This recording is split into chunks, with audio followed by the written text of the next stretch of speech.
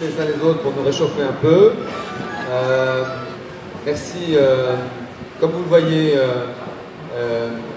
les hommes ne sont pas à la fête aujourd'hui. C'est une journée dédiée aux droits de la femme qui, dans de nombreux pays, permet des expressions et des initiatives. En France, une stratégie nouvelle présentée par le président de la République il y a maintenant quelques heures, en chair et en os, qui va permettre de faire parler les femmes qui parlent d'ailleurs sur les femmes dans les médias, puis Samia Cherif qui pourra discuter aussi avec trois experts de la base d'experts Tunisie. Puis après à 18h, un moment où nous accueillerons de nombreux invités, un petit cocktail, et puis ce soir à 20h, un concert, je crois que c'est une des premières fois qu'elle revient chanter en Tunisie, de Nawel Ben Krayem à 20h ici. Je voudrais remercier Sophie Renaud, qui est une femme engagée, pour qui les sujets d'égalité femmes-hommes ne sont même plus un sujet, qui est autour d'une équipe très féminine d'ailleurs, à l'Institut français comme à l'ambassade, nous accueille aujourd'hui. Je me réjouis personnellement beaucoup de ce lancement du site des expertes. Je me souviens que, comme directeur de la chaîne France Culture, Radio France, donc la radio nationale française, avait accueilli cette expérience que vous avez lancée, et je vais présenter... vous allez présenter les différents invités, mais je m'adresse à Caroline Dehaas évidemment. Ce site est important. Il a tout simplement pour but d'accroître la visibilité des femmes dans les médias en Tunisie. Et je voudrais vraiment en effet insister sur le fait que Myriam, pour moi, représente celle qui, à une heure de grande écoute, parle de choses vraiment sérieuses. Et pas uniquement de météo, de mode ou de culture. Non pas que la culture ne soit pas sérieuse, ni la météo, ni la mode, mais les sujets durs, la politique, l'économie, la finance, la sécurité, le sujet de défense. Et près de 200 femmes expertes tunisiennes sont déjà inscrites sur ce site. Ce n'est qu'un début et j'espère véritablement que dès demain, les inscriptions vont augmenter.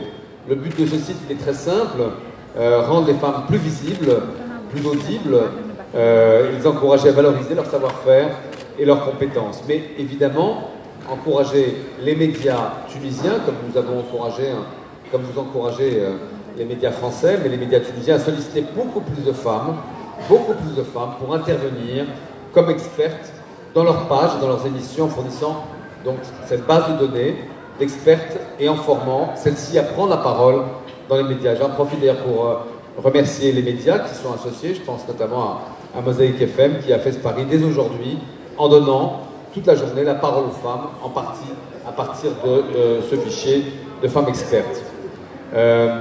Donc, je crois ce matin, je n'ai pas participé, mais je sais que depuis ce matin, 130 femmes expertes ont participé à cette prise de parole dans les médias.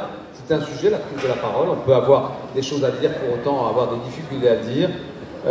Et donc, je voudrais remercier tout particulièrement les deux fondatrices, directrices du groupe EGAE, qui sont Caroline Dehaas et Pauline Chabert, qui, avec l'appui de l'ambassade de France, sont à l'origine de la création de ce site, Expertes France et Expertes francophones, qui regroupe aujourd'hui plus de 2800 expertes dans le monde. Je voudrais vraiment saluer votre engagement en faveur de toutes ces femmes expertes tunisiennes. C'est une relation depuis maintenant quelques mois qui est importante. Vous avez fait toutes les deux aussi un travail important au sein de notre propre ambassade, une petite formation qui a, je crois, permis à une centaine d'entre nous d'être plus sensibles à ces questions d'égalité femmes-hommes. Je voudrais enfin saluer les femmes qui ont permis que ceci se fasse. Nour Kabi de Jamaïti, Mounia Benjamia, présidente de l'association tunisienne des femmes démocrates, Dalenda Larguesh, qui est la directrice générale du Centre de recherche d'études et de documentation et d'information sur la femme, le CREDIF, Samia Cherif du HuffPost Tunisie, salut évidemment Myriam, et puis Noureddine Boutard, je l'ai dit, PDG de Mosaïque FM, et évidemment les 130 femmes expertes qui sont rassemblées et formées au Media Training lors du forum des expertes et de l'ensemble des participants à cet événement.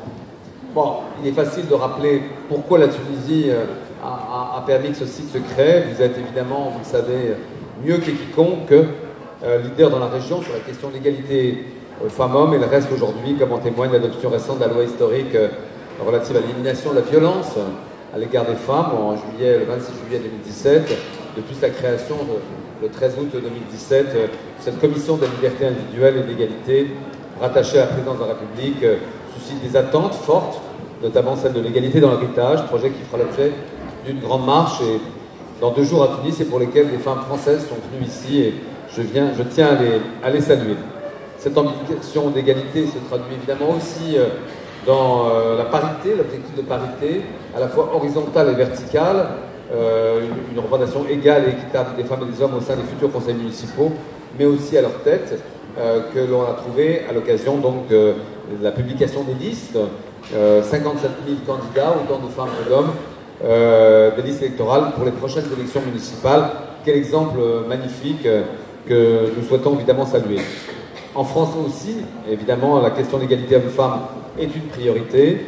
Notre président a appelé Emmanuel Macron le 25 novembre 2017 à faire l'égalité entre les femmes et les hommes, la grande cause du quinquennat. Je pense qu'il n'y a pas un mot dans sa bouche. L'objectif est évidemment d'éliminer toutes les formes de violence faites aux filles et aux femmes, mais également de défendre l'égalité femmes-hommes dans tous les domaines. L'égalité salariale, 25% de différence, en tout cas c'est le chiffre que j'ai entendu ce matin, vous le confirmerez certainement, et ceci en France, donc vous n'êtes pas une exception, loin de là. Nous avons encore beaucoup de choses à faire et assurer une plus grande présence et visibilité des femmes dans tous les domaines d'importance et évidemment, bien sûr, dans les médias et dans la politique. Voilà, la France vient dans cet esprit d'adopter et de rendre public. Vous pourrez la trouver sur le site de la présidente de la République, sa nouvelle stratégie internationale française pour l'égalité entre les femmes et les hommes.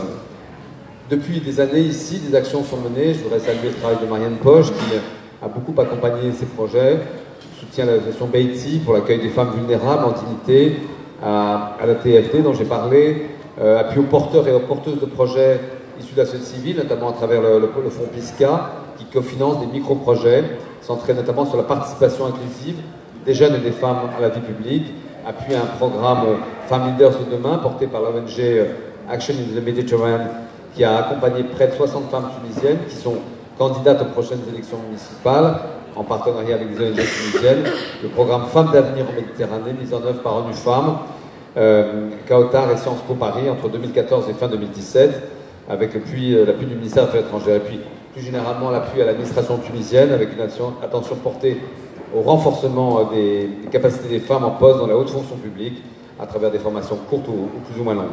Voilà, j'étais un peu long. Je vais laisser la parole à une vraie femme experte qui va nous permettre de débattre et je vais laisser exceptionnellement la place à vos femmes en me retirant et en étant spectateur de votre rencontre. Merci à vous encore. D'ailleurs, ils ne trouvaient pas les experts. Donc on s'est dit qu'on allait les aider et donc on a transformé ce guide papier de Shekeba Hachemi et Marie-Françoise Colombani en un site internet expert.fr. Et ce qui est très intéressant, c'est qu'en France, ça a permis de faire changer la place des femmes dans les médias. On est passé en 2015 de 20% de femmes dans les médias, parmi les experts, à 30% en 2017. Et donc on a fait bouger la statistique grâce à cet outil. Et c'est pour ça qu'on s'est dit que ça pouvait être intéressant, avec des partenariats dans chacun des pays, de dupliquer ce site-là. Et c'est ce qu'on a fait avec les experts Tunisie, expert-tunisie.com, qui est officiellement lancé aujourd'hui. C'est un site gratuit, les experts peuvent s'inscrire dessus, il y a déjà 200 experts inscrits. Et c'est un site qui, par ailleurs, est accessible aussi aux journalistes. Il est gratuit pour les journalistes peuvent s'accréditer sur le site pour avoir accès aux coordonnées complètes des journalistes, des experts, pardon. Dernier mot peut-être pour cette rencontre, vous pouvez la tweeter, ou la facebooker, ou l'instagrammer avec le hashtag Les Experts Tunisie. Et je vais laisser la parole à Myriam Belkadi pour cette première table ronde. J'en ai rêvé et les expertes l'ont fait.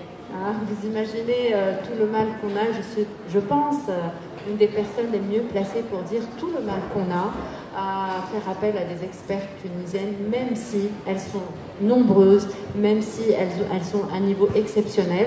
Mais je pense que lors du débat, on comprendra pourquoi. Donc je pense que là, c'est un outil de travail pour les médias, qui est très intéressant, et moi j'invite déjà tout le monde et toutes les femmes à venir s'y référencer, donc allez voir un petit peu comment ça marche. Moi je vais commencer par une des femmes qui aujourd'hui quand même représente tout le combat le parcours de tout le combat des femmes tunisiennes, qui est Madame Monia Benchmina, qui est la présidente de l'Association tunisienne des droits des femmes.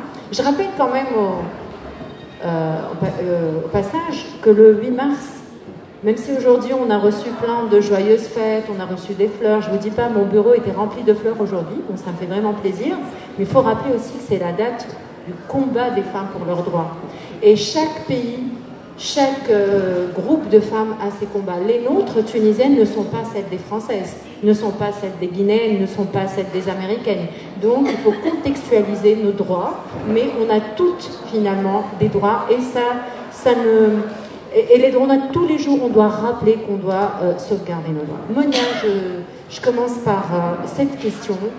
Et puisqu'on parle des médias, de la présence des femmes dans les médias, et déjà, je te remercie. Je connais très bien Monia, donc je la tutoie. Monia sera mon invitée ce soir sur le plateau. Donc déjà, voilà une première femme sur le plateau.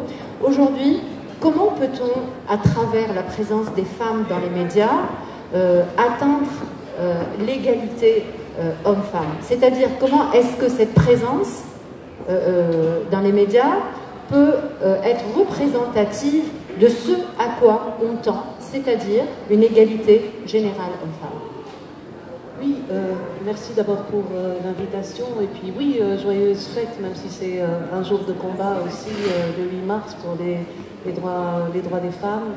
Je crois que la présence des femmes dans les médias est particulièrement importante parce que si les femmes ne parlent pas de leurs droits, personne ne va parler à leur place de leurs droits. Donc il faut qu'elles soient présentes et puis qu'elles posent la question féminine pour toutes les questions. En général, on invite les femmes dans les médias pour discuter de sujets qu'on appelle féminins, c'est-à-dire de sujets de société, de parler des enfants, de parler des familles. Mais dès qu'il s'agit de sujets qu'on considère comme étant sérieux, comme par exemple le terrorisme ou la corruption, là les femmes ne sont pas invitées, ou bien de la crise économique. Or les femmes ont des choses à dire sur ces questions-là, et surtout leur présence doit amener à réfléchir aussi sur ce que peuvent faire les femmes également pour améliorer l'économie, pour lutter contre la corruption, pour lutter contre le terrorisme. Mais ce n'est pas propre aux femmes.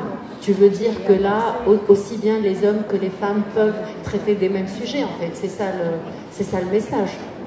Oui, absolument, de traiter des mêmes sujets, mais peut-être aussi de parler des spécificités des femmes au sein de tous les sujets. Quand on parle de développement économique, de crise économique, qui parle de la pauvreté, de la féminisation de la pauvreté, sinon les femmes. Quand on parle également de terrorisme, qui parle de la place des femmes au sein des mouvements terroristes, ou alors en tant que victimes directes ou indirectes. Il faut que ce soit des femmes qui viennent pour mettre l'accent sur les spécificités féminines, à mon avis. Donc, en tout cas, à la télé, quand je vois la télé, on n'en parle pas suffisamment. On essaiera déjà d'utiliser cette plateforme qui est lancée. Donc déjà, on peut dire qu'elle est en marche, la plateforme déjà, Caroline, non? Il y a déjà 200 femmes qui sont inscrites sur ce site et plusieurs journalistes. Et donc l'idée, c'est évidemment que ça fasse effet boule de neige. Si chaque experte inscrite sur le site invite elle-même une dizaine d'amis, de collègues, de militantes de son association, de collègues au travail à s'inscrire, il y aura bientôt plus de femmes tunisiennes sur la plateforme tunisienne que de femmes françaises sur la plateforme française. Donc ça peut aller très vite. J'espère aussi. Je vais poser la question à Semia Chif, directrice du AFPO. Semia, tu côtoies tout le monde, hommes, femmes, mais est-ce que tu as plus de facilité avec les hommes? Est-ce que tu as plus de facilité à travailler sur des sujets avec les hommes par rapport à ton média? Alors effectivement, donc moi je m'occupe d'un média en ligne qui s'appelle HuffPost Maghreb, et ici on parle de l'édition tunisienne HuffPost Tunisie, et on constate effectivement qu'on a plus de facilité à appeler les hommes que les femmes. Alors selon moi c'est dû à deux raisons principales. La première, c'est l'image de la femme tunisienne dans l'imaginaire collectif. C'est-à-dire qu'un journaliste a plus cède à la facilité, il a plus d'aisance à appeler des hommes que des femmes, parce qu'il imagine que les femmes sont occupées à des tâches quotidiennes en plus de leur vie professionnelle.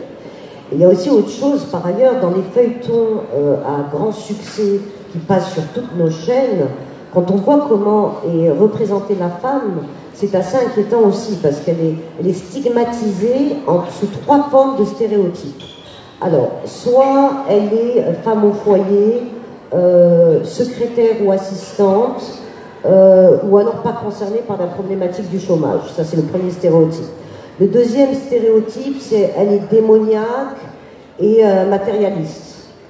Le troisième stéréotype, elle est soit hyper émotive et victime.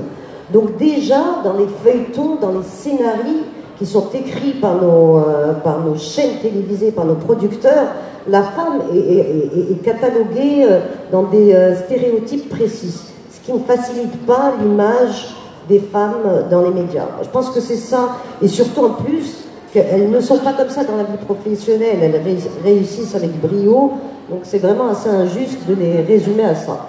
Ça, c'est le premier point. Le deuxième point, je pense que c'est parce qu'elles ne sont pas à l'aise devant les caméras et elles exercent une forme, comment dirais-je, d'autocensure. C'est-à-dire que quand on les appelle, elles disent non, je sais pas, je vais vous orienter vers d'autres personnes qui sont en général des hommes, parce qu'elles craignent de parler à la caméra, elles n'ont pas confiance en elles, et c'est en ça que le média coaching est quelque chose de capital. Alors je sais que le site Les Femmes Expertes prévoit des séances de média coaching, et c'est capital pour qu'elles puissent répondre rapidement par l'affirmative aux médias qui l'appellent pour prendre la parole. Et j'ai envie de te retourner la question, Marème, à toi, si tu le permets. Est-ce que toi, qui es notre animatrice célèbre d'une émission 24/7, tu réfléchis à l'équilibre entre hommes et femmes au niveau de tes chroniqueurs et au niveau de tes invités? Oui, alors... Ça commence par nous, déjà. Oui, tout à fait, tout à fait. La question, je pense que je me la pose quotidiennement. Je pense que toutes ces problématiques dont on parle là, donc, elles me concernent quotidiennement et elles me concernent aux plus proches. Et évidemment, quand je prépare mes émissions, qui sont des émissions quotidiennes, qui sont des émissions d'actualité, et j'essaye toujours et tout de suite de réfléchir femme ou homme, donc je n'ai pas de souci. Je pense que, et là je me permets de le dire, et je pense que Caroline ne va pas me contredire sur ça, c'est que la femme commence par dire non. Elle n'a pas une acceptation qui vient automatiquement. Il y a toujours un temps de réflexion pour savoir si elle accepte mon invitation ou pas. D'abord. Et après, elle essaie de réfléchir j'essaie de la pousser un petit peu, mais en général, et je suis très honnête, là en le disant, j'ai beaucoup plus de facilité avec les hommes qu'avec les femmes. Et je pense que là, là on pourra en dire quelque chose, Caroline. Alors Myriam, ce que je te propose, c'est qu'on fasse un test. Parce qu'on a fait du média coaching aujourd'hui. Est-ce que tu veux demander aux femmes dans la salle si elles seraient d'accord pour venir avec toi? Vas-y, essaye pour voir ce que ça donne. Elles seraient d'accord pour venir dans ton émission? La question est posée. Vous viendrez? Voilà. Donc, un des éléments qu'on s'est dit aujourd'hui, c'est que pour lutter contre l'autocensure, il fallait systématiquement dire oui à tous les journalistes qui nous appelaient. Comme ça réglait le problème définitivement. Et oublier les problèmes féminins, parce qu'on est des femmes. On reste des femmes, on est très fiers d'être femmes et de manifester notre féminité. Donc là, il faut dépasser ce souci. C'est peut-être, là aussi un cliché, mais c'est une vérité. Donc on dépasse ce souci qui est proprement féminin. Comme a dit Caroline, dire oui, accepter, et on s'arrangera après. Et on essaiera toujours de trouver des solutions. Il y a la différence, c'est bien, je te donne la parole tout de suite, il y a des femmes qui ont des événements à présenter, qui ont des colloques à défendre. Là, elles prennent mais vraiment sans aucune difficulté à venir sur le plateau et défendre leur sujet. Mais sinon, il y a toujours une réticence. Oui, je suis assez d'accord avec toi. Juste pour terminer sur une note positive par rapport à cette question, c'est vrai que quand même la révolution a permis de multiplier les femmes sur les plateaux grâce à la parole libérée. Donc il y a eu quand même une évolution à ce niveau-là. Je pourrais poser la question à Nour, qui est présidente de Jamaïté, je pense, Nour, directrice de Jamaïté.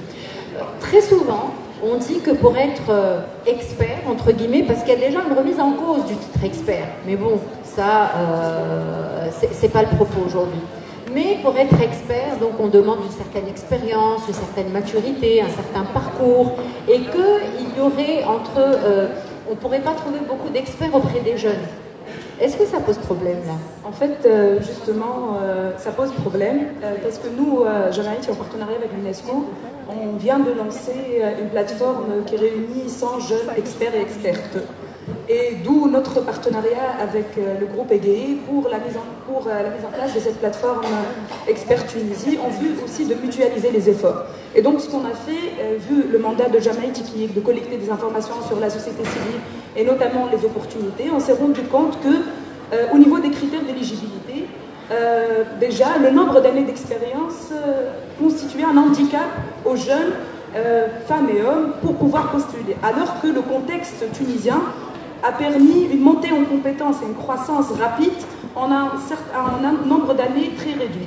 Et donc aujourd'hui, on se retrouve avec des jeunes qui sont experts, qui ont pu réaliser en un nombre d'années très limité des expériences très variées sur différents domaines et qui ont pu justement acquérir ce statut d'expert de par leurs expériences et qui sont stigmatisés non seulement parce qu'ils sont jeunes, mais aussi parce qu'elles sont femmes.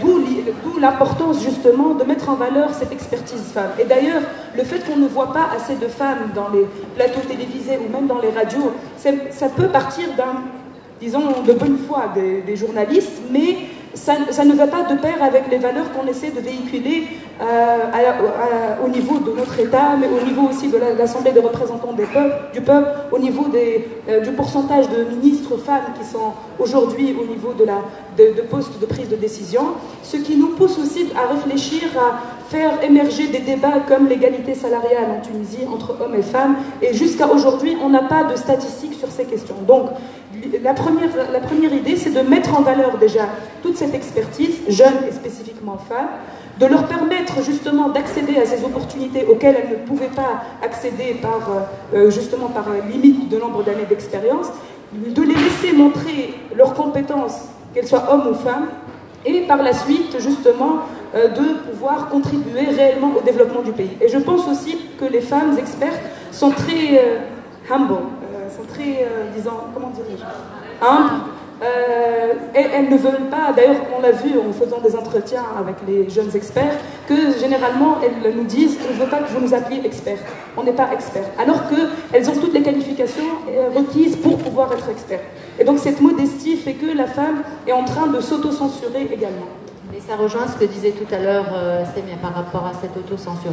Expert, experte, jeunesse, expertise. Le problème se pose, et là je m'adresse à Sonia Bechler qui représente le Crédit. Finalement, qu'est-ce qu'une experte?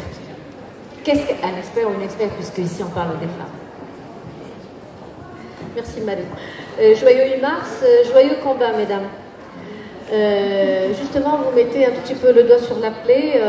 C'est un champ conceptuel assez complexe. Repenser l'expertise, repenser la compétence dans son sens le plus large, parce que le concept expert, mis à part tout ce qui est méthodologique, la question de rupture épistémologique, qu'est-ce qu'un expert et une experte, il y a le contexte aussi. Je peux considérer une artisane de ce genre experte parce qu'elle a un savoir-faire dans un certain domaine qui est valorisé sur le plan culturel, sur le plan patrimoine, etc. Donc, je ne sais pas comment répondre à cette question qui est très délicate. Pour le Crédit, bien sûr, c'est un centre de recherche sur la femme, donc nous avons une approche assez, disons pas rigoureuse, mais assez disciplinée par rapport aux règles scientifiques, des définitions de concepts, etc. Et nous avons déjà une base de données, Who is she, l'experte tunisienne, qui a un concept très différent de celui de l'experte tunisienne, au sein de laquelle on s'adhère justement, et on ne peut que s'ouvrir sur toutes les initiatives qui sont là pour accroître la visibilité des femmes. J'aimerais bien apporter quelques idées, parce que les femmes, elles sont parfois présentes, mais elles sont très absentes dans leur présence. Pas seulement dans les médias, au niveau des postes de responsabilité, dans la sphère publique en général.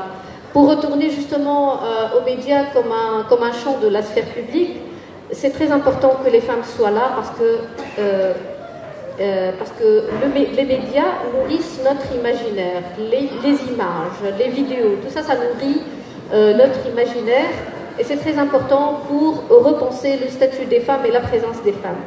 Donc je pense que nous avons tout un travail au niveau des médias, des programmes, des images qu'on circule sur la femme, des contenus justement, des tragédies, des comédies, de toutes les productions artistiques et médiatiques sont à repenser pour valoriser un peu plus l'apport des femmes et pour briser ces stéréotypes qui malheureusement sont reproduits tous les jours socialement et culturellement. J'ai le plus entendu là, c'est stéréotypes et clichés. Donc là, c'est un vrai travail à faire à ce niveau-là. Et encore une fois, c'est par rapport à la question de la femme en général, mais de la femme en Tunisie. Monia, je reviens vers toi. Aujourd'hui, pour atteindre donc cet objectif d'égalité homme-femme, on passe par les médias, mais il n'y a pas que les médias. Il y a un travail de terrain, il y a beaucoup de choses sur lesquelles on devrait travailler. Oui, c'est clair, il n'y a pas que les médias, il y a... En fait, il faut aller partout pour convaincre. L'école d'abord, c'est très important.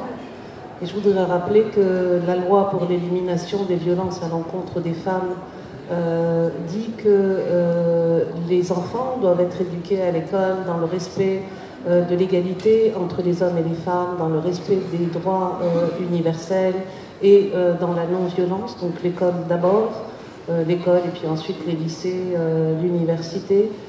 La rue également, et là aussi je salue la loi relative à l'élimination des violences qui a incriminé le harcèlement de rue et qui va donc certainement changer les attitudes à l'égard de la femme dans la rue. Il y a aussi dans les familles, il faut aussi éduquer les enfants au respect l'un de l'autre, à la non-violence, et notamment au respect de la femme, et élever les enfants de manière égalitaire. Donc toutes les sphères, effectivement, sont à conquérir à ce niveau-là, au niveau de l'égalité, de la non-violence. Ça, c'est intéressant, la conquête des sphères, justement. Et ça, c'est un travail qui vient des femmes elles-mêmes, mais bon, c'est un travail qui devrait être propre à toute la société, Caroline, n'est-ce pas? Oui, ce que je trouve assez intéressant, c'est que quand on parle de la place des femmes dans les médias, en fait, assez régulièrement, on observe que les femmes sont invitées à intervenir en tant que femmes. Comme si le fait des femmes leur donnait un regard particulier sur l'actualité. Alors que jusqu'à nouvel ordre, notre regard sur l'actualité, notre compétence, il vient de notre cerveau, et donc il n'est pas lié directement au fait qu'on soit un homme ou une femme. Et ça, c'est un élément dont on a discuté aujourd'hui dans la formation des expertes, parce que quand on est positionné en tant que femme, on va être regardé non plus comme experte principalement, mais comme femme. Et ça, c'est dangereux en fait, parce que résultat, on met le pied, on met le doigt dans le fait d'être catalogué à part. Moi, quand j'interviens dans un média, que je sois femme ou homme, c'est pas ça le plus important. Ce qui est le plus important, c'est mes convictions, ma compétence, mon expertise. Et ça, c'est un élément à contourner. C'est-à-dire que quand on arrive dans un plateau, assez régulièrement, on va nous dire « Mais en tant que femme, qu'est-ce que vous pensez du désarmement nucléaire ?» Mais voilà, en tant qu'experte, qu'est-ce que je pense du désarmement nucléaire? Mais en tant que femme, j'ai pas un avis spécifique. C'est mes convictions, ma compétence qui forge mon avis. J'imagine que c'est un homme qui te pose la question. Alors, pas forcément, parce que malheureusement, ou heureusement, je sais pas, mais en tout cas, jusqu'à nouvel ordre, les femmes ne vivant pas dans une grotte en Alaska à l'abri des stéréotypes, nous les reproduisons aussi. Les femmes journalistes reproduisent des stéréotypes. Sinon, entre nous, comme nous sommes 51% de la population mondiale, si nous ne reproduisions plus de stéréotypes, on aurait réglé le problème depuis longtemps. Oui, certainement. C'est bien. Moi, je voudrais ajouter à ça qu'effectivement, il y a l'exemplarité des hautes sphères est très importante. J'ai été personnellement très touchée de voir la photo officielle du gouvernement lors du dernier gouvernement qui était pris sur la terrasse au palais de Carthage. On ne voyait que des cravates. Et donc, c'est une photo qui m'a beaucoup choquée personnellement. Vous avez sur 28 ministres, 3 ministres seulement sont femmes. Sur 15 secrétaires d'État, 3 femmes uniquement sont secrétaires d'État. Donc je pense que l'exemplarité, elle vient aussi du haut de la pyramide. Et avoir des officiels et des membres du gouvernement femmes, elles pourront passer plus facilement sur les plateaux médias, donc ça vient de là aussi. Au niveau de l'association, est-ce qu'il y a un problème qui se pose par rapport à la présence exclusive des femmes? Déjà, on a l'impression qu'au niveau en tant que Jam'iyat et en voyant la société civile en action sur le terrain, on a l'impression qu'au niveau des médias, cette présence sur terrain, ce grand travail qui est fait n'est pas reflété au niveau des médias tunisiens. D'ailleurs, on invite des associations, des représentants d'associations, qui soient hommes ou femmes, mais majoritairement des hommes, pour parler uniquement de sujets comme les élections, la corruption, etc. On n'est pas en train de mettre la lumière sur toutes les initiatives de la société civile. Déjà, donc, en tant que société civile, on a l'impression que le travail n'est pas reflété au niveau des médias. Donc il y a déjà un travail à faire justement pour garantir qu'il y ait un avis terrain au niveau de chaque plateau télé d'un acteur de la société civile. Bon, généralement, ce que nous disent les médias, c'est que la même chose pour les experts, c'est qu'on n'arrive pas à identifier les associations thématiques, ou on n'arrive pas à accéder à ces associations, sauf que le problème est là, il y a des plateformes qui réunissent ces associations, il suffit juste de faire le premier pas et de garantir justement ce quota au moins de représentants d'associations et dans ce quota-là, un quota de femmes représentantes de la société civile. D'ailleurs, on retrouve qu'il y a beaucoup de femmes qui se sont orientées au niveau de la société civile parce que, contrairement à d'autres postes au niveau d'entreprises ou au niveau même de postes publics, la femme n'est pas automatiquement stigmatisée. Elle est considérée réellement pour ses compétences et pour ses connaissances, ce qui fait qu'on retrouve beaucoup de femmes leaders aujourd'hui au niveau de la société civile. On parle de femmes leaders et pour rejoindre ce que disait Sam il y a quelques minutes, tu parlais des hautes sphères donc en Tunisie, mais c'est partout pareil. Dans le dernier G8, il y avait uniquement Madame Merkel au milieu de toutes ces cravates. Donc ce n'est pas propre à la Tunisie. Voilà. Non, je n'ai pas dit que c'était au contraire, c'est là où je veux dire, on parle de la Tunisie comme étant le pays des femmes, on parle de la Tunisie comme étant le pays des 1,5 million de femmes qui travaillent sur le terrain, on parle de la Tunisie comme étant la société civile où c'est les femmes qui font le travail, et c'est vrai que par rapport à ce qui se fait sur le terrain, il n'y a pas cette représentativité sur les plateaux. Il y a un petit bémol quand même, c'est qu'au niveau de la radio, il y a beaucoup plus de facilité chez les femmes, parce qu'on est caché, parce qu'il n'y a pas l'image. L'image est très importante. Elle est importante pour savoir donc véhiculer le message, le discours, et puis il y a 70% de l'attention du téléspectateur qui est focalisée sur l'image. Il ne reste que 30% pour le contenu. Donc ça aussi, ça joue en la défaveur de la femme, alors qu'elle devrait faire un travail sur ça et oublier ce qu'on disait tout à l'heure, qu'elle est femme.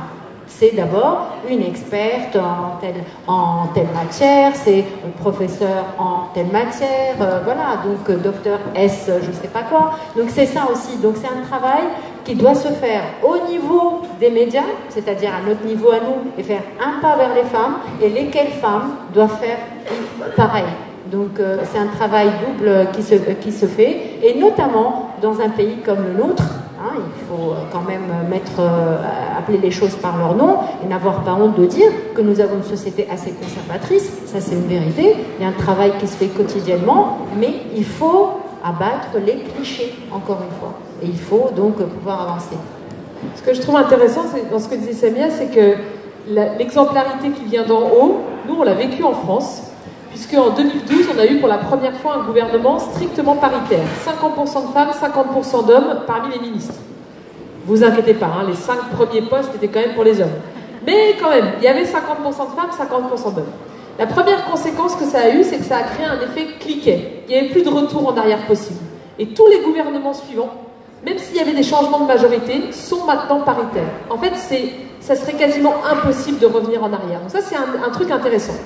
Et le deuxième effet qui se coule, le deuxième effet de cette parité, donc la parité, elle a été décrétée au gouvernement en mai, d'accord? Et en septembre, les nouvelles émissions reprennent, d'accord? Et il y a une émission qui s'appelle toujours d'ailleurs, C'est dans l'air, qui était animée par, à l'époque, Yves Calvi. 95% d'hommes sur son plateau. 95%. et ben à la rentrée suivante, il y avait systématiquement une femme sur son plateau. Et ça, pour moi, je l'analyse comme un effet direct de la parité politique. Si les responsables politiques sont capables de le faire, Yves Calvi, il ne peut plus inviter que des hommes. C'est trop la honte, quoi. Et donc, il y a un moment, il est obligé de faire un effort. Et donc, cette exemplarité, elle est hyper intéressante. Exactement. J'ajouterais juste qu'il y a un contraste parce qu'elle y est, cette parité, à l'Assemblée, à la RP.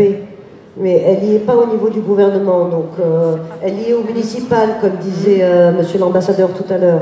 Mais au niveau du gouvernement, il y a un problème de parité, effectivement. Je pense qu'il faut forcer les choses. Des fois, il faut aller à l'encontre des sentiers battus. Et justement, donc, comme disait Caroline, il y a des choses qui se font au sommet et donc il faut bousculer les choses. Et là, l'étape donc des municipales va certainement changer les choses aussi et nous faire sortir beaucoup d'experts, n'est-ce pas? J'aimerais bien justement revenir à cette question de socialisation et de plaidoyer qui doit être engagée. En fait, je pense qu'il s'agit plutôt d'efforts complémentaires des uns et des autres. Il y a des efforts qui se font par les femmes elles-mêmes, elles doivent travailler sur elles-mêmes, elles doivent valoriser leur savoir-faire, quel que soit le degré et la discipline dans laquelle elles œuvrent.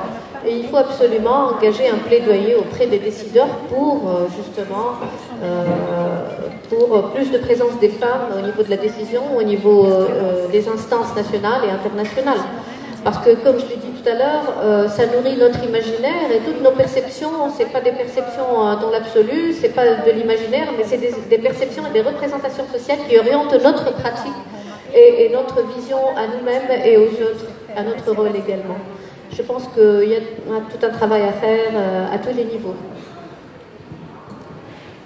Au niveau des médias, de la presse écrite, de tout ce qu'on fait, par exemple, au niveau du AFPO Maghreb, Samia, où se situent les véritables problèmes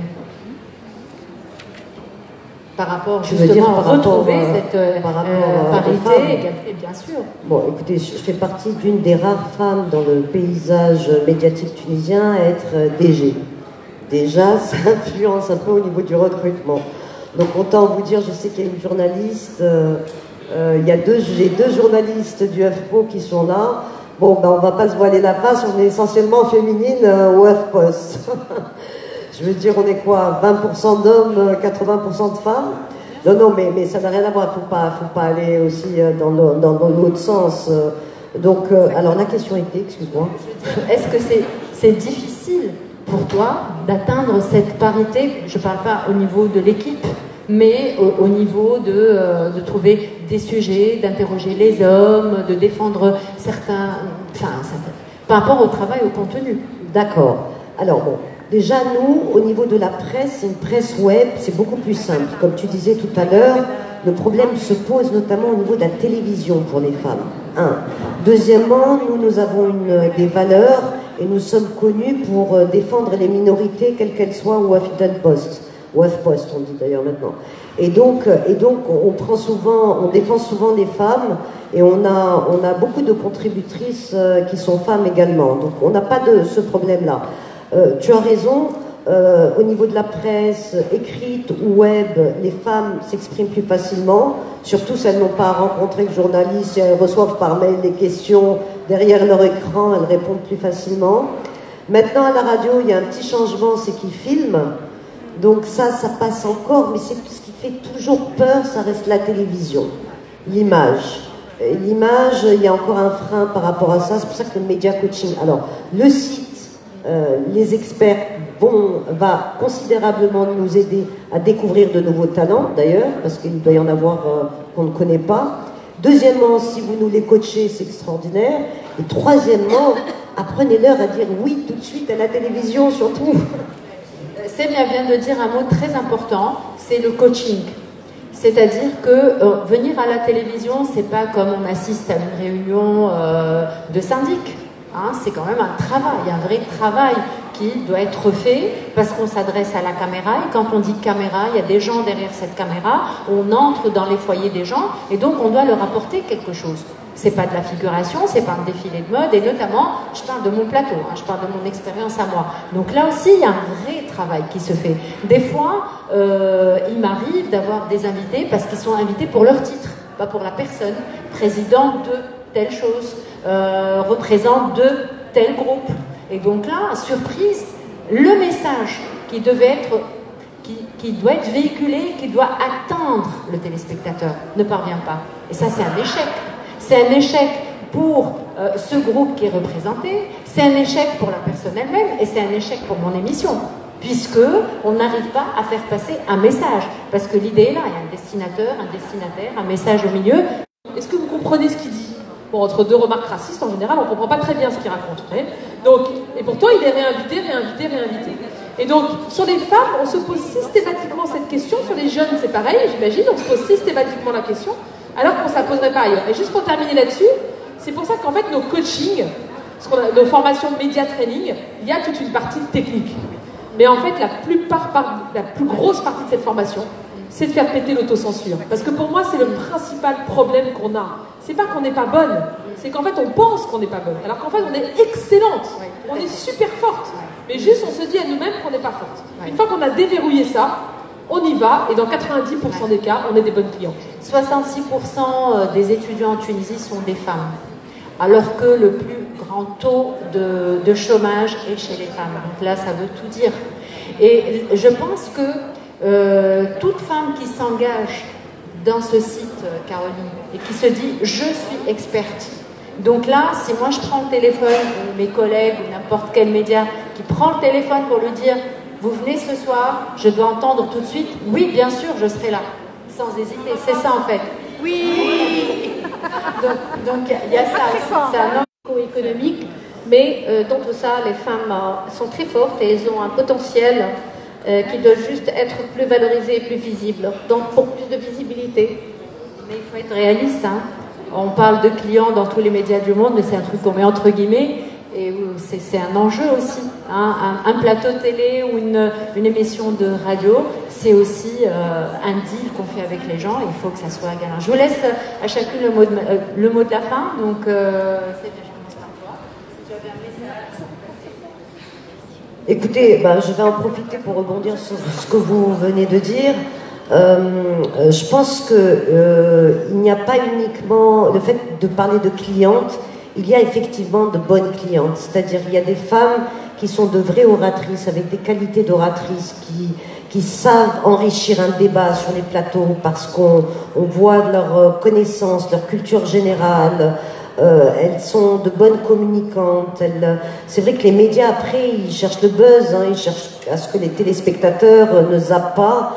Donc, plus il y aura de femmes bonnes communicantes, et plus on les verra sur les médias parce qu'ils seront intéressés de les faire participer. Qu'elles défendent bien leur sujet sans chercher forcément le buzz. Il n'y a pas que ça. Nous. Je terminerai par le fait que les jeunes en Tunisie représentent plus de 30% de la population et donc il faudrait aussi, vu les enjeux actuels de la Tunisie, de l'inclusion des jeunes, du taux de participation très faible des jeunes par rapport à la vie publique, inviter aussi et mettre en avant des jeunes femmes qui permettraient justement de parler de peer-to-peer, de jeune à jeune, avec tous ces jeunes-là qui sont justement désespérés de la situation du pays, et donc remettre justement et mettre en avant ces femmes et jeunes experts permettrait aussi d'intégrer toutes ces personnes dans la dynamique et dans le mouvement. Voilà. Ce que je voulais dire d'abord, c'est que les femmes ne sont dans la sphère publique et notamment dans notre pays que depuis très peu de temps. Hein. Ça commence à peine. On commence à voir avoir des femmes de plus en plus ministres, députées, etc. etc. Ça va venir, ça va certainement venir. Ce que je voulais dire aussi, c'est que des femmes à la télé, on en voit comme Mariam Belkadi. La plupart des animatrices télé, en fait, sont des femmes. Ce sont des animatrices. Et donc, il y a une qualité, en tout cas, qu'on leur reconnaît. C'est cette qualité, justement, de pouvoir animer un débat, de pouvoir modérer un débat, de pouvoir calmer les ardeurs ou les colères des uns et des autres. Il y a beaucoup de qualités qu'on reconnaît aux femmes. Mais comme le disait Caroline, on ne reconnaît pas encore aux femmes la compétence, le fait que, oui, ce sont des expertes. oui, il y a des experts. En tout cas, Monia, parmi les présentes ici, il y a beaucoup de femmes que j'ai déjà reçues sur mon plateau. Elles ont toutes été exceptionnelles parce qu'elles étaient invitées pour défendre. Il y a des juges, il y a des professeurs, il y a des ministres, il y a des députés, il y a des gens extraordinaires. Et donc, elles ont toujours été là pour défendre un sujet, un contenu. Elles ont fait vraiment honneur aux femmes. Caroline. Alors oui, attendez, excusez-moi. Allô? Oui? Attendez, je suis pas très sûre.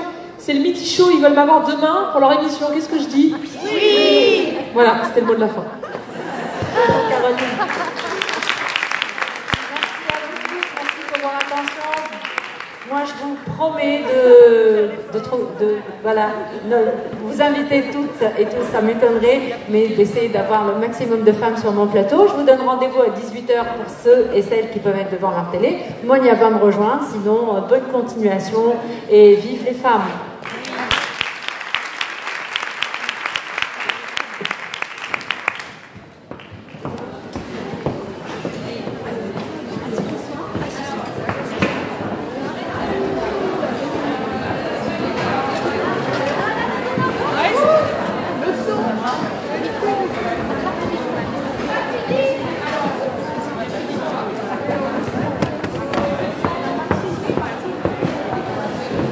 Alors, c'est pas terminé. Il y a une deuxième table ronde avant le cocktail. Vous pouvez vous rasseoir. Samia Chérif du HuffPost Maghreb va animer la deuxième table ronde. Et donc je vais demander à Kansa Bouassida, Kaoula Benmansour et Feriel Mbarki de nous rejoindre sur la scène.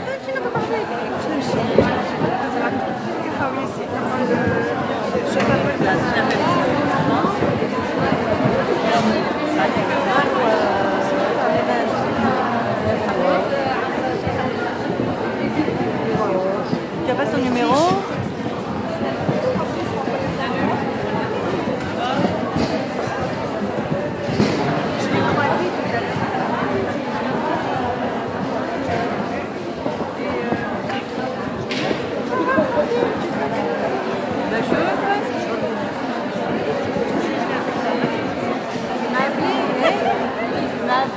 C'est moi qui dis, parce que je suis à un moment qu'elle arrive, à qu'elle arrive.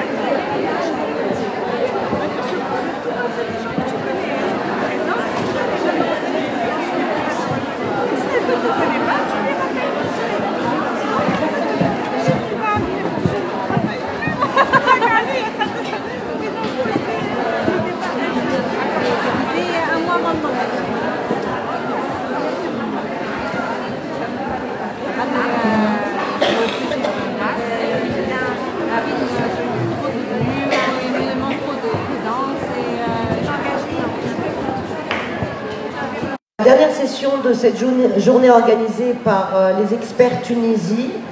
Donc l'objet de ce débat est toujours pour promouvoir les femmes dans les médias. Alors, on a ici 3 femmes parmi nous au profil et aux expériences différentes.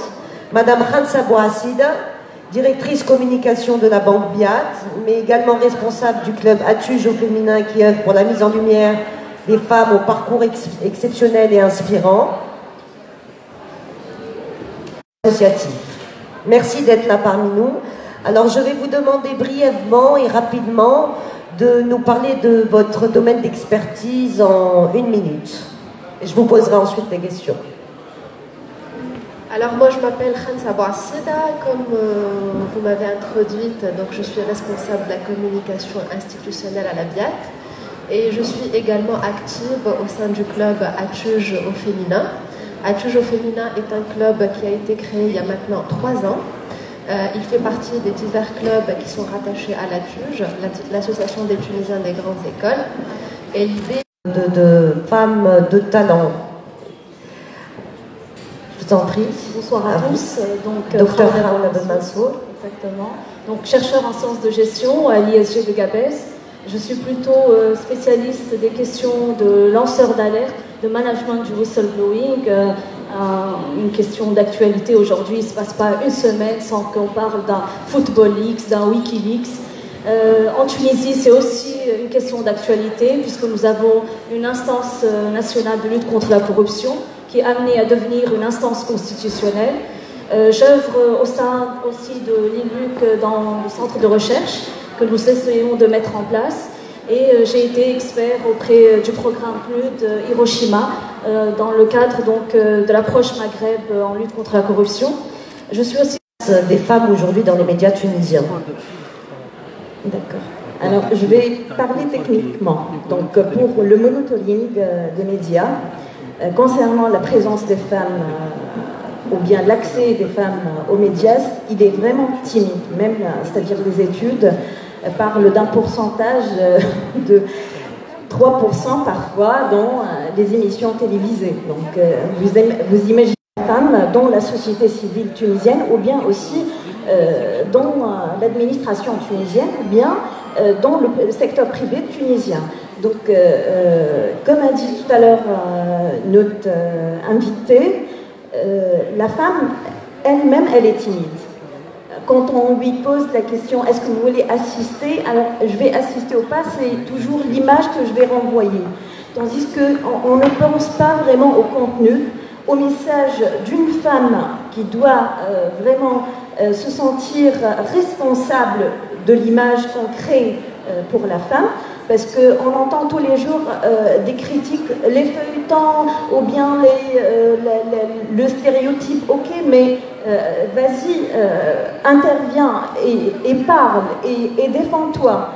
Défends-toi en tant que femme experte, non seulement dans les médias, mais aussi dans la société civile, aussi auprès de tes collègues, et défends-toi en tant qu'experte. C'est pour ça que j'étais très touchée et très motivée de venir, parce que experte, c'est le moment ou jamais c'est-à-dire pour le lancer. On a fait une petite statistique auprès des radios associatives qui se comptent au nombre de 11 radios dans différentes régions en Tunisie. On a du mal vraiment à inviter les femmes, pas parce qu'on ne veut pas les inviter, au contraire, nous, on incite nos collègues à inviter les femmes, mais cette timidité féminine, il faut vraiment la casser aujourd'hui. Oui. Voilà. C'est peut-être aussi parce qu'on ne les connaît pas tous, et que justement ce site, les expertes Tunisie, va permettre d'en découvrir plus que ça. Qu'en pensez-vous, docteur Khawla Mansour? Alors, en tant que chercheur et enseignante, et Mariam Belkadi l'a évoqué, nous retrouvons dans nos amphithéâtres plusieurs filles, plusieurs femmes, chercheurs ou en tout cas enseignantes ou étudiantes.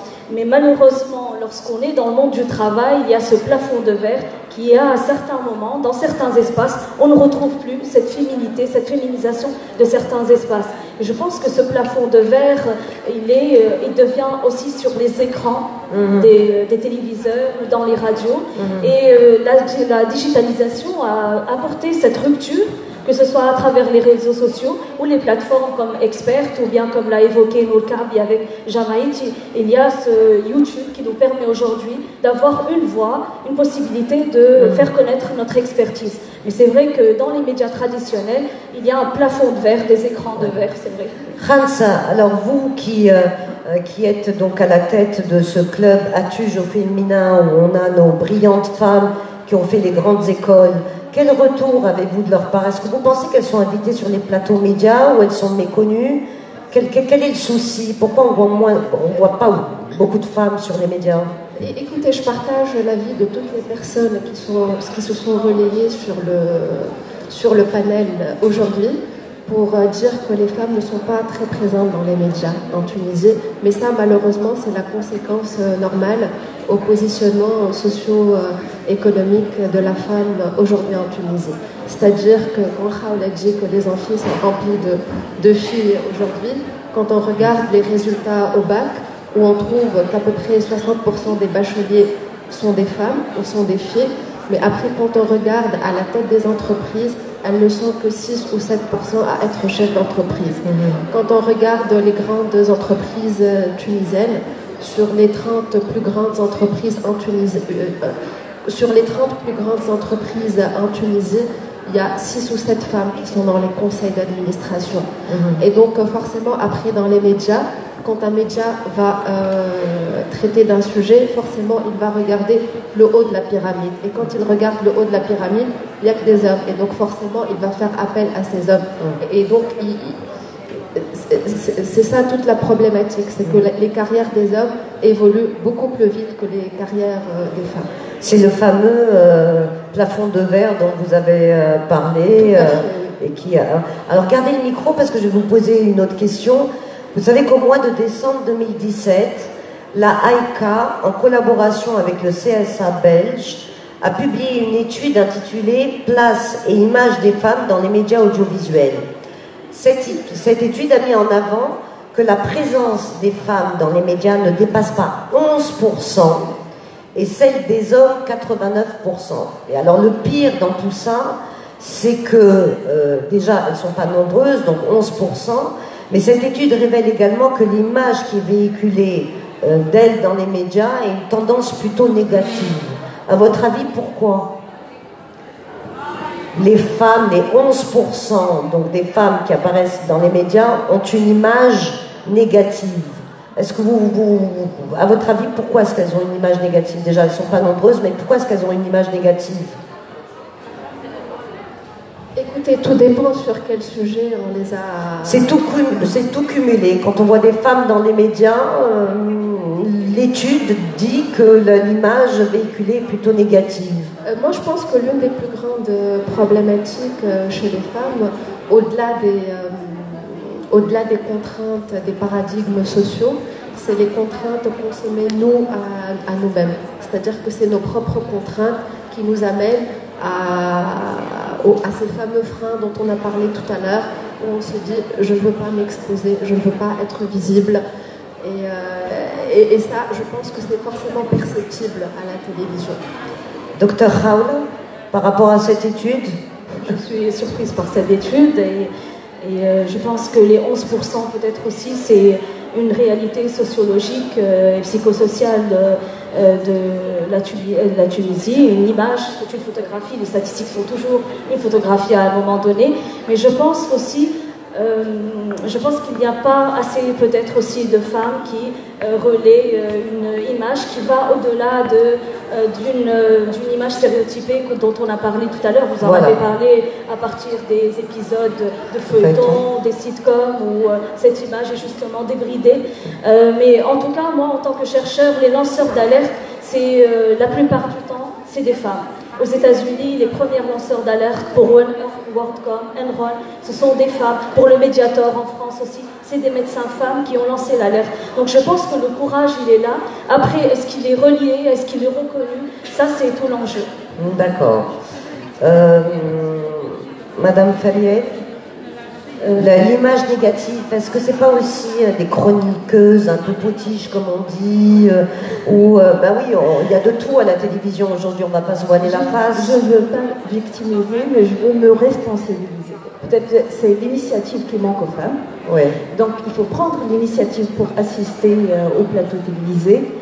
Ne pas attendre d'invitation. Aussi, si on a, par exemple, des statistiques, ou bien si on a un sujet là, ou bien même les plaidoyers. Maintenant, il y a les plaidoyers qui, c'est-à-dire on compte beaucoup sur les médias pour réussir un plaidoyer. Donc, il faut vraiment prendre l'initiative pour assister au plateau. Et pourquoi ne pas le demander carrément?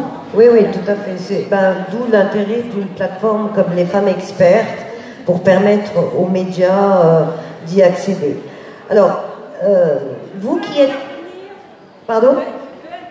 Oui, c'est un échange, allez-y. Alors, moi, je ne suis pas d'accord avec ce que vous venez de dire. Alors, on va vous donner un micro, madame, comme ça vous allez intervenir au débat.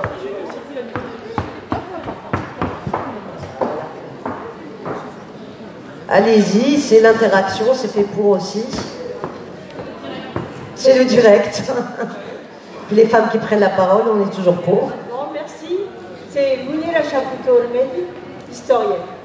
Alors, je ne suis pas d'accord, parce que quand on dit image négative, on doit dire qui produit cette image. Tout à fait. Bon. Or, c'est nécessairement les hommes. Je suis désolée. Moi, je ne crois pas que ce soit. Il ne faut pas toujours battre sa coupe. Il y en a marre. Hein? Je ne suis pas d'accord. La réalité, c'est qu'il y a des femmes formidables en Tunisie, mais on ne leur donne pas toujours la parole. Il faut, comme a dit madame, en dernier lieu, prendre la parole, comme je viens de le faire, et réagir. Désolée. Tout à fait, bravo. Bravo. Bon, si vous vous sentez, si vous avez envie d'intervenir, ben voilà, il y a une autre intervention, très bien. Allez-y, si vous pouvez vous présenter. Je me présente, je suis Ahlem Bousserouel, la directrice exécutive du programme Soyons Active, membre également de l'association tunisienne des femmes démocrates. Je suis formatrice en gender media, comme le sait bien Feriel.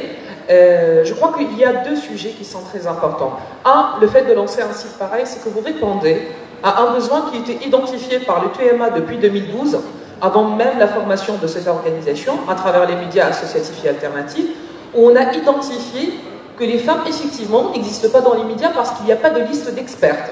Exactement. Alors là, je crois qu'une solution est déjà prête pour réduire vraiment l'absence des femmes des médias.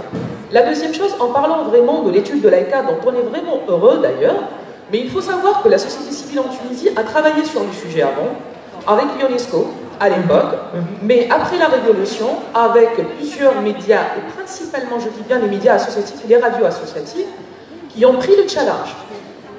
Ils étaient les premiers à faire un manuel de procédure pour l'aspect genre dans les médias. Ils étaient les premières, ces organisations, à travailler avec, sur l'expérience espagnole et de mettre un manuel pour intégration de l'image de la femme. Revenons au sujet du fait que c'est une image négative. Non, ce n'est pas une image négative, mais c'est plutôt misogyne, carrément. C'est très différent. Je trouve que c'est très différent. Pourquoi? Parce qu'on est en train de reproduire la société, mais encore d'un angle complètement misogyne et machiste. Aujourd'hui, s'il y a une vraie bataille à mener par les femmes dans les médias, c'est le message de l'égalité qu'il faut transmettre. Non seulement en portant des slogans, mais en le vivant, en voyant l'égalité sur le nombre et sur le discours. Le discours, le contenu du discours, c'est le plus important. Bravo. Merci de votre intervention. Ah, c'est très bien, il y a une autre intervention là, allons-y. Je vous repasse juste après la parole. Merci, je me présente, Hejr Benchir Ahmed, je suis députée à l'AFP et auparavant j'étais universitaire et journaliste pendant 25 ans. Et donc j'ai une double casquette, en fait, celle de journaliste auparavant et de femme publique. Et je peux vous dire que j'ai fait les deux expériences et c'est pour ça que je tenais à donner ce témoignage. D'abord hier, le président de l'ARECA, lors d'une table ronde à l'ARP, a parlé d'un chiffre beaucoup plus faible que les 11%, il a parlé de 9%. Et pour les expertes, tenez-vous bien, de 0,%. Donc c'est vraiment dramatique. Et qu'aujourd'hui, il y a malheureusement des médias qui favorisent et qui privilégient les hommes dans les émissions, je dirais entre guillemets, intelligentes ou les émissions politiques par rapport aux femmes, même quand il y a des compétences féminines. Alors pendant 25 ans, bon moi auparavant je ne faisais pas beaucoup de débats vu qu'avant la Révolution c'était plus d'animation sur RTCI, etc. Mais après, on cherchait ces femmes, on est allé les chercher, les encourager et on les faisait venir même plusieurs fois, parfois le même mois, plusieurs fois pour vraiment les mettre en avant. Et ça c'était quelque chose, un défi pour que les femmes soient en avant et soient vraiment au devant de la scène. Et mon engagement politique est venu à partir de ça. C'est-à-dire qu'à partir d'un certain moment, j'en avais marre d'être journaliste, d'être critique, et qu'il fallait être active sur un autre sujet. Je me suis engagée qu'en 2014, c'est vrai, mais je ne le regrette pas. Alors aujourd'hui, en tant que femme publique, femme politique, je fais l'objet d'exclusion. Même quand je suis désignée par mon parti pour aller parler dans une émission, la journaliste annule une demi-heure avant le passage et me remplace 2 jours après par quelqu'un de mon parti, mais par un homme. Vous avez dit la journaliste? Oui, je dis la journaliste, c'est une femme. C'est pour ça que j'ai insisté. Donc voilà, donc en fait, il faut aujourd'hui, et ça je n'ai cessé de le dire, parce que j'ai enseigné le droit des médias à l'université, qu'il faut une charte éthique pour les médias, il faut un code de procédure, il faut du respect, parce que quand on est désigné par son parti, ou si on est vraiment la personne qu'il faut pour le sujet et pour la question qui est c'est-à-dire qui est le sujet de l'émission, je ne vois pas pourquoi on nous remplacerait par quelqu'un qui est de moindre compétence. Autre chose, il y a eu en 2014 un concours de recrutement pour les responsables des médias, c'est-à-dire des médias publics, c'est-à-dire la télévision et la radio. Et il y a eu dans ce concours, et je ne dirai pas les noms, bien sûr, il y a eu 3 femmes, dont une avec un CV substantiel qui a été écartée. Et jusqu'à aujourd'hui, l'affaire n'a pas été jugée devant le tribunal administratif. C'est vous dire qu'en fait, aujourd'hui, moi, mon inquiétude, c'est que l'article 46, paragraphe 2 de la Constitution qui consacre l'égalité des chances entre hommes et femmes à être dans les postes de responsabilité dans tous les domaines ne reste que un simple article décoratif de la Constitution. Et c'est pour ça qu'aujourd'hui, je dis, personne ne nous donnera notre place, c'est à nous de l'arracher, et c'est en parlant comme ça qu'on va l'arracher, et merci. Bravo. Écoutez, et en plus, vous nous donnez un sujet en tant que média. Moi, je vais en parler à Marem Belkadi, qui, je pense, nous a quittés. Ça ferait l'objet aussi d'une vraie émission. Et, hein, ça ferait l'objet d'une vraie émission, la présence des femmes dans les médias. C'est peut-être pas comme ça que ça peut s'initier. En tout cas, les femmes expertes vont nous aider à cela, parce que je tiens à vous dire que le site est très facile d'accès et il est user-friendly, comme on dit. Une autre question? Très bien. Ah oui, bonsoir. Bonsoir. Je suis Hélène Nafti, je suis présidente, entre autres, de la Ligue tunisienne de l'éducation. Et moi, c'est la Ligue tunisienne de l'éducation. Moi, ma question, je vous l'adresse. Qu'en est-on de l'éducation des filles aux médias?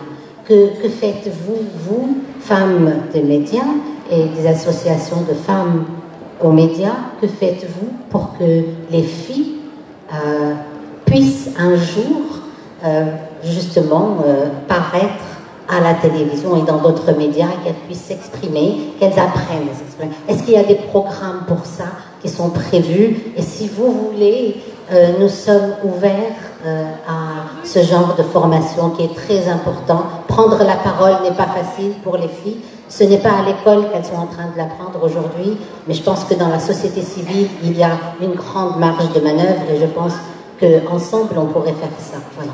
Vous avez entièrement raison. Alors, je vais passer le micro, mais en attendant, je vais juste répondre à votre question par rapport à notre média, nous, au HuffPost Tunisie, et en collaboration d'ailleurs avec l'Institut français, nous avons lancé une nouvelle rubrique qui s'appelle Le Petit HuffPost, qui est destinée aux 12-18 ans, à tous les jeunes lycéens qui veulent contribuer, écrire, et nous cherchons les journalistes en herbe. Et voilà, donc si vous êtes dans l'éducation et que vous avez des jeunes qui veulent écrire chez nous, ils sont les bienvenus. Je vais passer la parole quand même à nos invités parce que c'est eux qui sont... Je vais répondre à sa question aussi parce que en tant qu'Union tunisienne des médias associatifs, madame, on a aussi plusieurs projets dont un est consacré à l'éducation aux médias. Donc, mais c'est pas vraiment pour les femmes ou bien pour les filles. Non, ça concerne tout le monde, tous les citoyens. C'est une éducation qui pourrait être, pourquoi pas, aussi en partenariat avec toutes les composantes de la société civile. Oui, pourquoi pas. On va terminer avec 2 questions. Est-ce qu'il y a d'autres questions? Oula, c'est génial. Est-ce que vous permettez qu'on donne la parole? Donc, posez des questions à nos intervenantes, surtout. En fait, c'est juste une petite intervention, c'est pas une question. Moi, je vous remercie et joyeuse fête. Je m'appelle Senek Souri et je suis secrétaire générale d'une ONG danoise. Et je voulais juste souligner quelque chose, c'est que pourquoi il y a autant d'hommes au pouvoir, pourquoi il y a autant d'hommes chefs d'entreprise, parce que tout simplement, ils sont solidaires entre eux. Quand une femme, elle réussit, c'est un grand parcours du combattant, elle lutte toute seule, mais quand elle y arrive, elle oublie son parcours en général, où elle se concentre sur son travail, elle oublie qu'elle doit aider les autres femmes. Moi, je propose, alors j'ai 2 choses à dire, que les femmes soient solidaires, qu'elles s'entraident, qu'elles n'oublient pas leur parcours et qu'elles se rappellent des difficultés pour aider les autres, les jeunes et tout. Et la deuxième chose, s'il vous plaît, les mamans, arrêtez de traiter les garçons comme des pachas. C'est vrai que sociologiquement... Et si vous pouvez vous présenter. Alors, je suis Lamia Ben Khalifa, épouse Fadili. Je suis architecte d'intérieur de formation. Moi, dans mon domaine, il y a beaucoup de femmes qui réussissent, qui s'imposent. Et je fais partie aussi de la Chambre des femmes chefs d'entreprise, qui sont absentes aujourd'hui, malheureusement. Mais vous pouvez être sûr qu'on a des patronnes et qui mènent des entreprises qui dépassent le nombre de 250 personnes. Mais juste qu'il n'y a pas de lumière sur ces femmes. Et j'invite tous les gens, toutes les femmes, à adhérer à cette chambre. Ça se trouve à l'UTICA. Et vous allez trouver des femmes formidables. Vous pouvez trouver des échanges en international. Nous faisons partie de la Chambre mondiale des femmes chefs d'entreprise. On a organisé des événements internationaux qui étaient réussis. Voilà, donc, et partout on va. En fait, je suis aussi rotarienne. Il y a des exceptions parce que le Rotary c'était un club d'hommes. Actuellement, on a la parité pratiquement dans les clubs en Tunisie. Nous avons des femmes rotariennes exceptionnelles, très actives, et je vais faire passer le message pour les femmes, pour qu'elles adhèrent à cette pour qu'elles deviennent expertes. Et là, je suis très contente d'avoir passé cette journée ici, ça m'a apporté beaucoup de bien. Et je vais surtout passer le message à celles que je connais. Bravo, vous serez une digne ambassadrice des femmes expertes et on vous invite à les inviter nombreuses à s'inscrire sur la présence masculine et même dans les tables rondes. On parle des hommes, les femmes. Oui, je pense que restructurer ou bien réhabiliter cette image ne peut pas se faire par les femmes toutes seules, mais aussi par les hommes conscients et sensibles à cette cause. Et il y en a plein, je vous assure. Donc pourquoi pas être solidaires, hommes et femmes, pour restructurer cette image. Voilà. Exactement.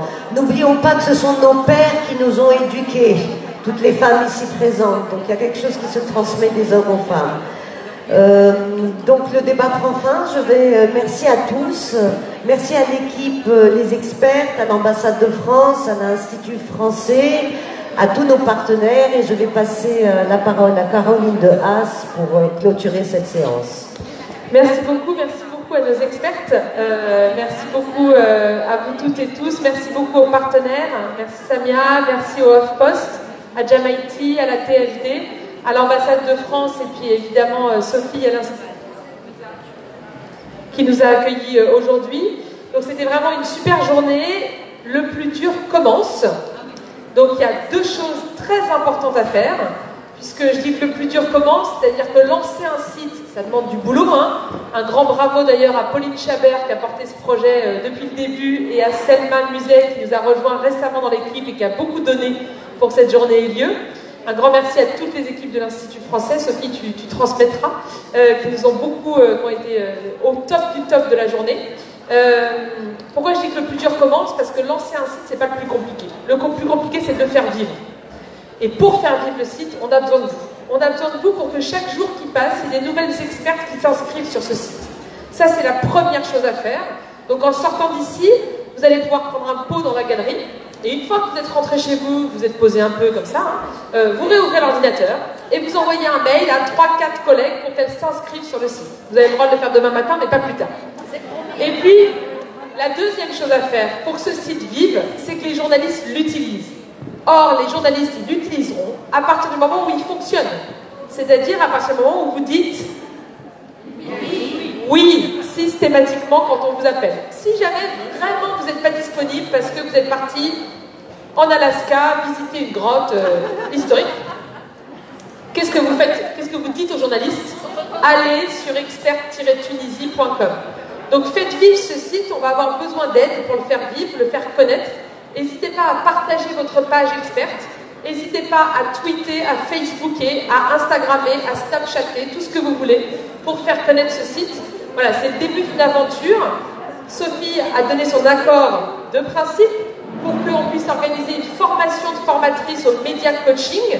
Donc elle aura lieu, j'espère, dans l'année 2018. Donc on se reverra.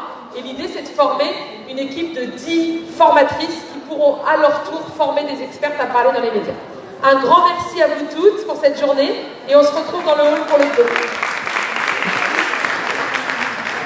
On se retrouve donc dans le hall pour un verre et je vous rappelle qu'à 20h, il y a le concert ici de Nawel Benkraïm. J'espère que vous serez nombreuses également à rester pour participer et entendre le retour en Tunisie de cette jeune chanteuse qui est en train de se développer de manière formidable sur les réseaux sociaux notamment.